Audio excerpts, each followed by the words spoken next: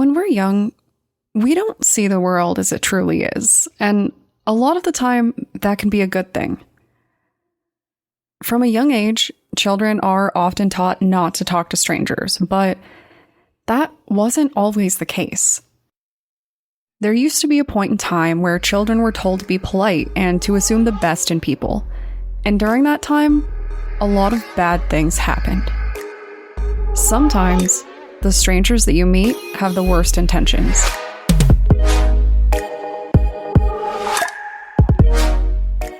My name is Brienne, and I'm the host and creator of Among the Dirt and Trees, a show where we explore true crime cases that occur out in nature.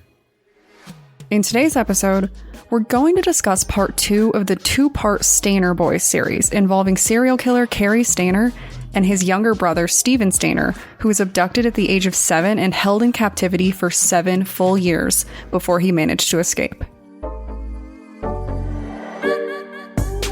If you haven't listened to part 1, head back and check it out so you understand the story in its entirety.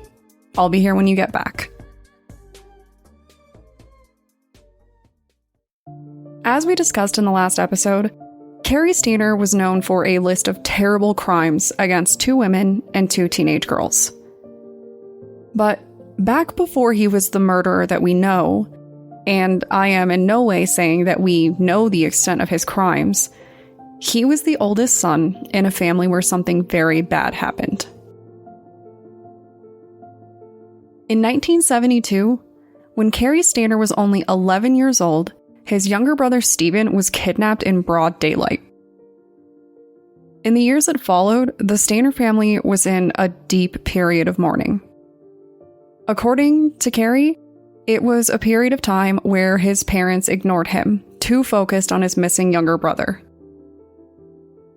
Everyone hoped that Steven would return, but as the years passed, there was simply no denying that Steven was likely dead. What the family didn't know was that Steven was being held captive in a cabin that was nearby, and it wasn't just close to home. The cabin that Steven was being held in was only a few hundred feet away from his grandfather's house, and the family never even knew. But before we can go into the cabin or the horrors that went on there, we need to discuss what happened to Steven. It was a day like any other, and Steven Stayner spent it at school.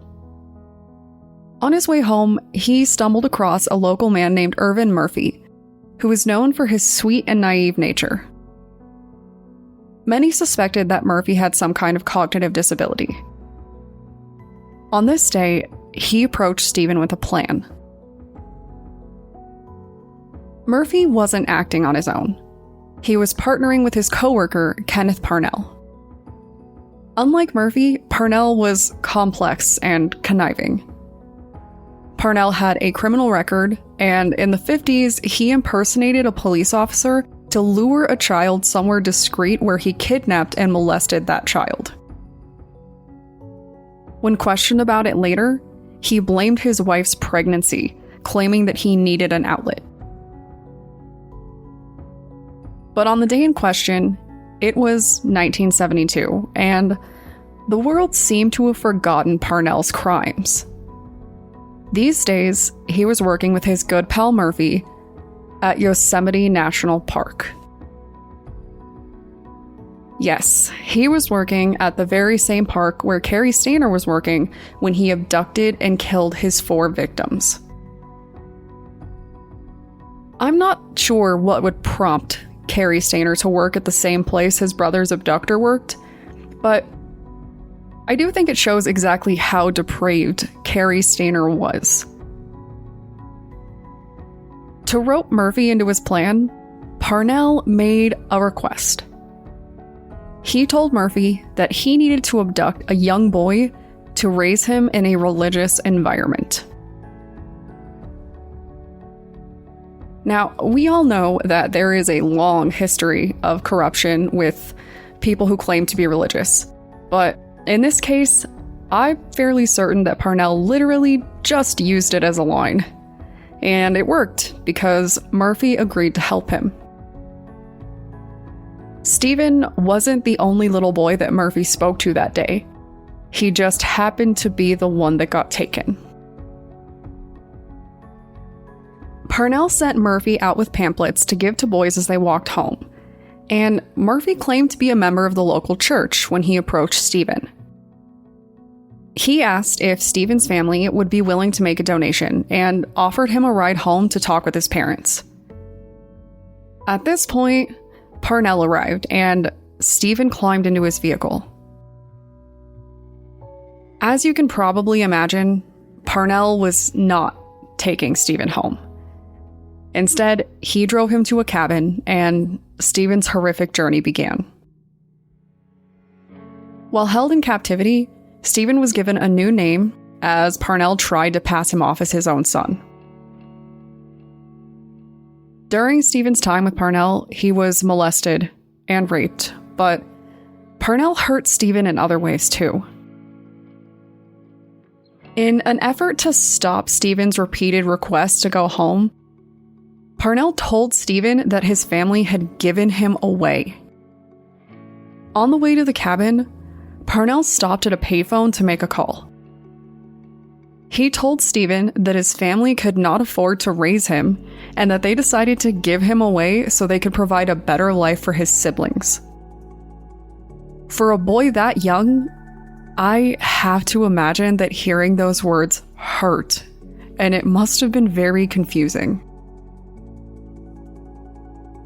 As Parnell kept him in captivity, he began to give Stephen more freedom, and he even offered him additional, I guess you would say, perks that a young child might not fully see the damage of. He encouraged Stephen to drink and frequently left him alone after he was certain that he wouldn't run away. Like many people in captivity, particularly children, Stephen didn't know what to do, and he didn't capitalize on these opportunities to save himself. He really just didn't know how to escape. During those 7 years, Stephen was given more freedom and gifts. He was enrolled in school under his new name and even had the joy of owning a dog during his time in captivity. And honestly, all of this just makes everything so much worse. This notion of a normal life while he's being attacked every single day. I think a lot of us know the power that a loving pet can bring when you're having a hard time, and Stephen's life was full of horrors. And then something horrific happened. Stephen was 7 years old when he was abducted, but he did not stay 7 years old. As he got older, Parnell was losing interest in him. He wanted to abduct another young boy, and to make this possible, he tried to enlist Stephen. The two worked together to kidnap other children, but they failed every single time. And we're going to go into that a little bit more later. Eventually, Parnell got frustrated. He found a new partner in the form of one of Stephen's local friends. It's a teenager named Randall Poorman. Poorman helped him to abduct a boy named Timothy White, who was only 5 years old.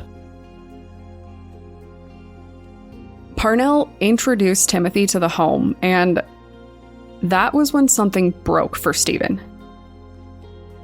After 7 years in captivity, through moves hundreds of miles away and all kinds of other circumstances, Stephen had missed out on countless opportunities to save himself. He never stepped up. But as Parnell began to look for new victims, Stephen knew that he had to do something to save whatever child might end up with his same fate. The failed kidnappings that involved Stephen weren't failed because they actually failed, like Parnell believed. Stephen did it on purpose, hoping to spare future victims. So when Timothy White arrived, Stephen knew that he needed to step it up. following 7 full years in captivity since childhood. It only took Stephen 16 days to grab Timothy White and make a harrowing escape. He waited for Parnell to leave, and then they walked until they found a truck that let them hitchhike into the city. They found their way to a police station and reported everything. Stephen saved himself after years of abuse, and he spared Timothy that same fate. Hero just doesn't seem to cover it with this one, but I think it's the best that we can do, honestly. Stephen Stayner, after years of grooming and abuse, saved this other child. And finally, after all of that, they both got to go home. Parnell, as you might expect, was arrested. But this is not a happy story. For all of his crimes, Parnell was convicted and served only 5 years in prison. They didn't charge him for any of the assaults for various reasons, mostly relating to the statute of limitations. For those of you who don't know, a statute of limitations is the amount of time that can pass after a crime is committed where the individual can still be charged for it. So, at the end of the day, Parnell spent less time in prison than Stephen spent as his captive. 24 years later, Parnell was convicted for another crime. Following his old path, he attempted to purchase a child for sex. But this time, when he was arrested, he died in prison. After Stephen was rescued, he put in a lot of hard work to educate other kids on the importance of staying safe and the risks that come with abduction. He wrote a book and did everything that he could to share his story. Then, at the age of 24, Stephen Stayner was the victim of a hit-and-run motorcycle accident. He died, and Timothy White, now 14 years old, was one of the pallbearers at his funeral. 10 years would pass before Cary Stayner would be convicted of his crimes. So, what happened in this family? How did Stephen come out a hero and Cary come out a villain? Differences like this have been a point of interest for psychologists for a very long time, and they are very prominent here. If you have a sibling of your own, how similar are you? Do you share values? Do you share similar coping mechanisms? Do you like the same things? When interviewed, people who knew the brothers told 2 very different stories.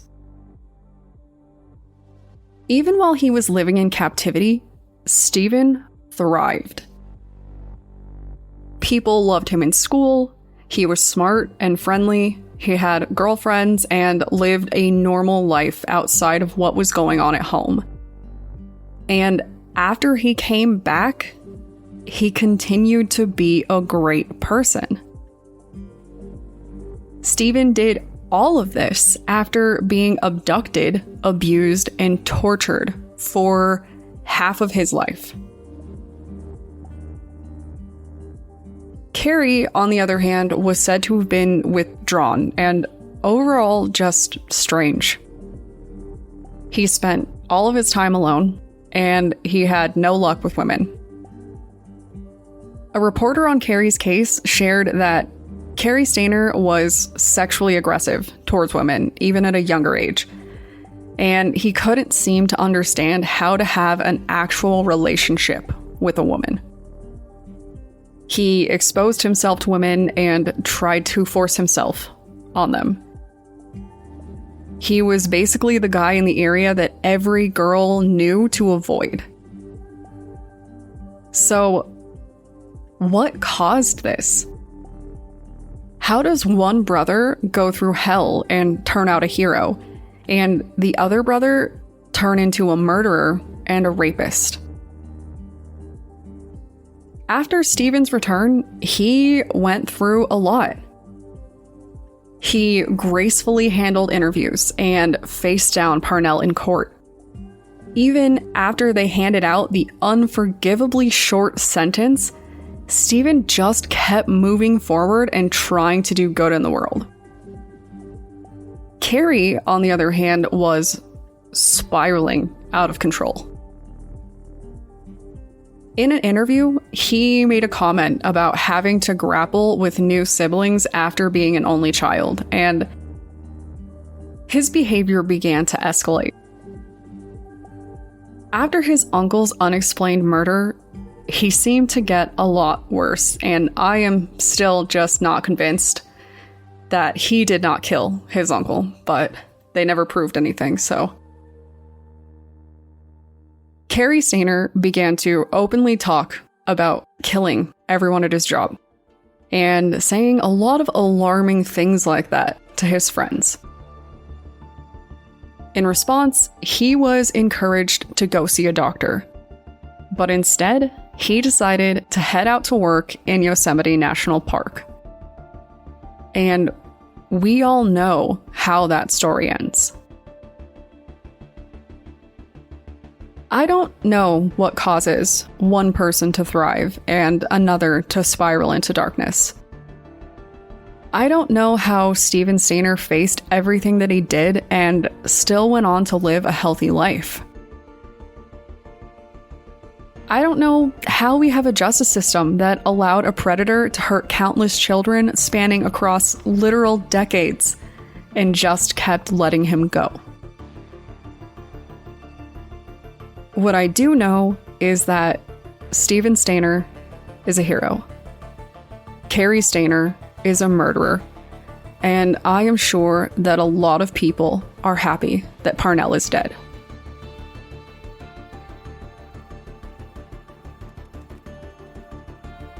I also know that this episode was a little rough and it's a lot to process. So I would like to encourage all of you to go listen to something happy after this, because I know that is exactly what I will be doing to recover from the episode. So, if you need any movie, TV, or video game recommendations for soothing the soul after a true crime overload, feel free to contact me on Twitter or Instagram using the tag @DatPod. I've got you. Thanks, guys.